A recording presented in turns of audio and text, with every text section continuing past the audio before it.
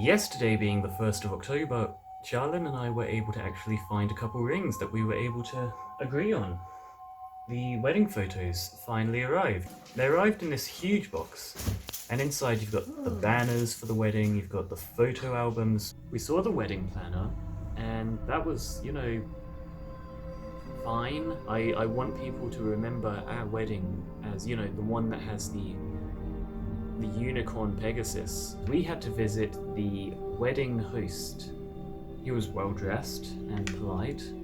As you can see, I have new bedclothes. It's a new couple marriage theme. So it's only 2 days until the wedding now. And it's dawning upon me that there's not actually a lot of time to prepare anymore.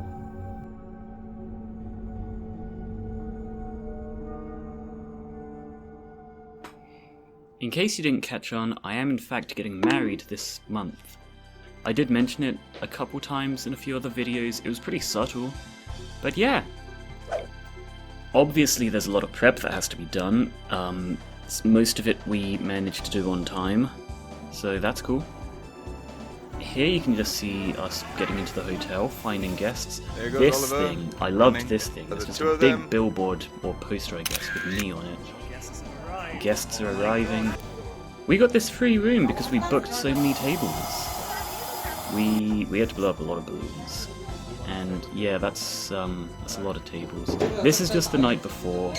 We had to practice. We had to practice because every single groomsman and bridesmaid had to know their role and get it done properly. But enough about wedding prep.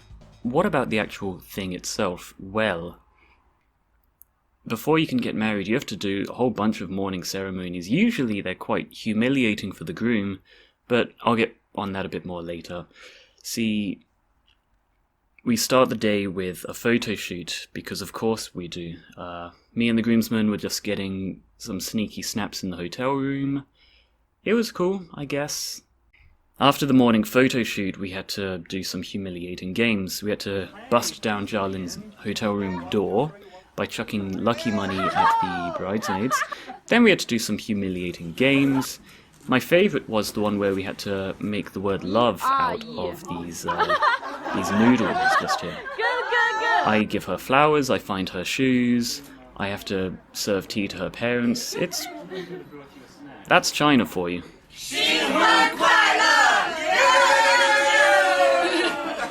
So we go to the park and we just spend like an hour taking these lovely photos with balloons. It looks pretty good, I guess.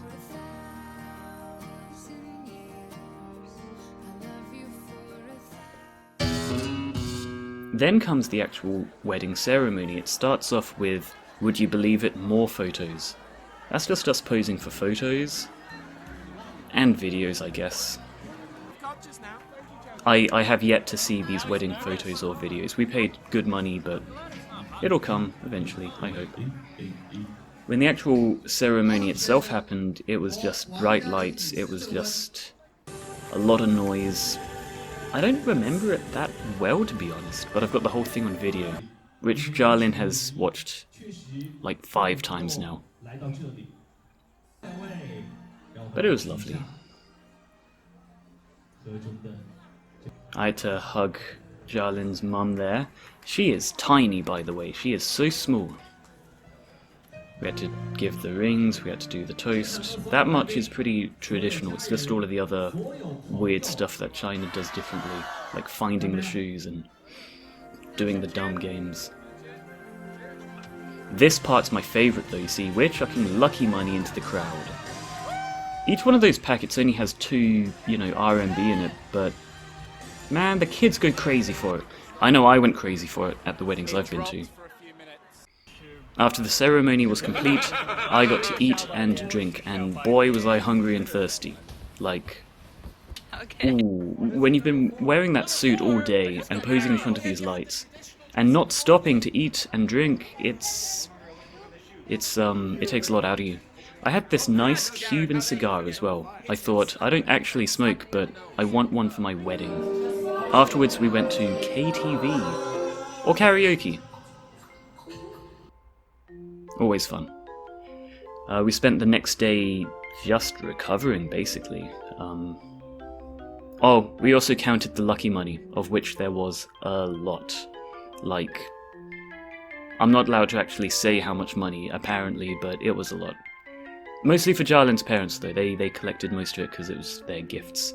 Don't ask me how it works. The day after, we went on a honeymoon to this nice hotel. It has a bath and a desk. And it also has this hot spa, which was beautiful. And pretty much empty, because most people had gone back to work and school by this point. They even had these little fish that will eat your dead skin. I wish they'd eat my grey hairs and wrinkles. Just eat me until I'm beautiful. But the hot spring was really nice. Beautiful countryside scenery. Nice hot water.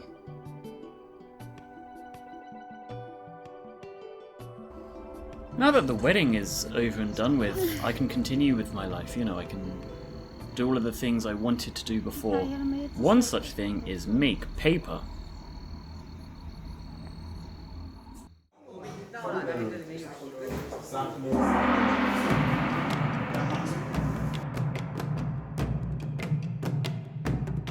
Chinese 传统的手工的纸，是可能大家以前有没有做过纸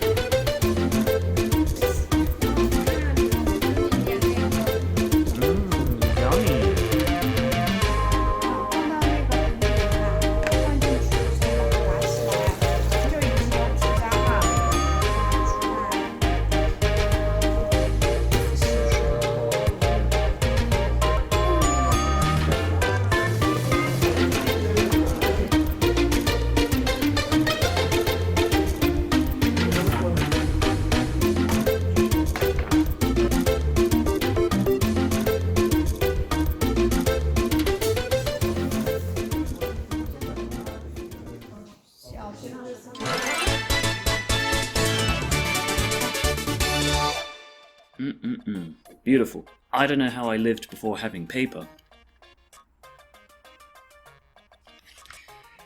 But life is about more than getting married and making paper. I went on a school trip to Shuangliu, which is, you know, it's in Chengdu, but it's like the bit with the airport. You know, I saw an old building and a high-tech place and the Navy.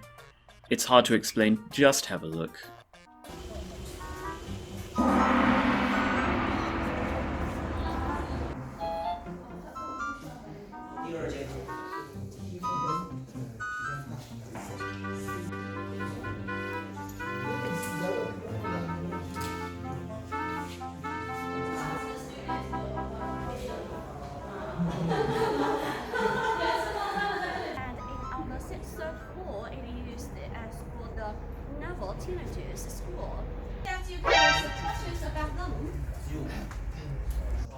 I have a question.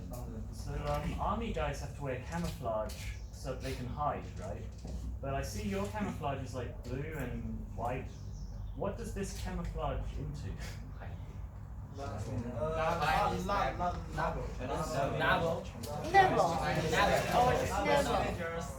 Does anyone play PUBG? Yes. Yes. Bye bye.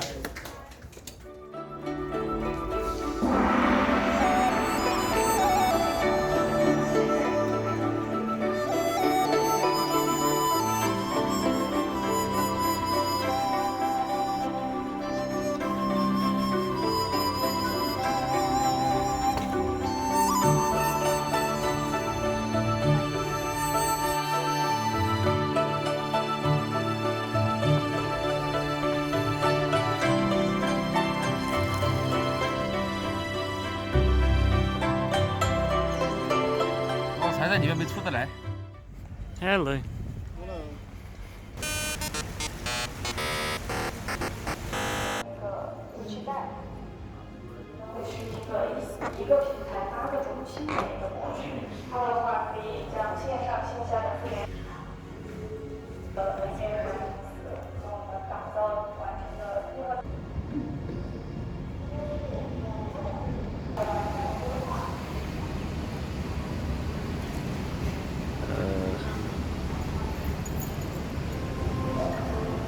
井江水暖，花重锦湾。地平桥头，浮堤穿柳。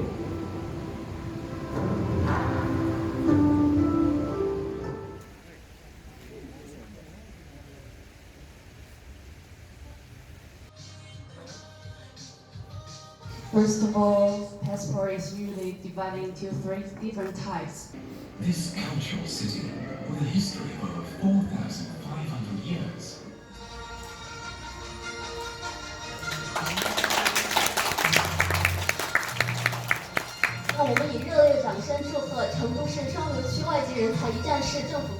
One of my wedding gifts was this beautiful bottle of baijiu. It's called War, Supplement of China Pictorial. And you may notice that is a Nazi soldier on the front. It has a mysterious volume of alcohol content, and it has a death label on the back.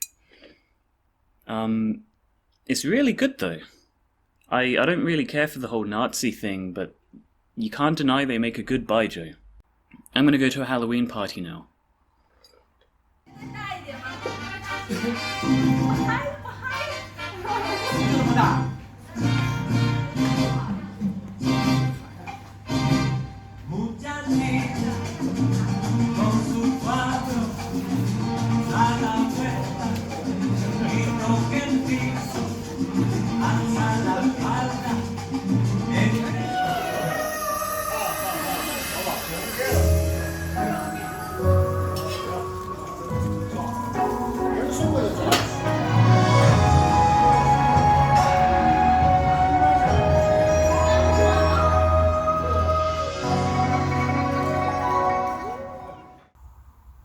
So at the Halloween party, I actually did some research. I asked around, and as it happens, this man is a Chinese soldier. He's from an old wartime poster, Shanghai 1939.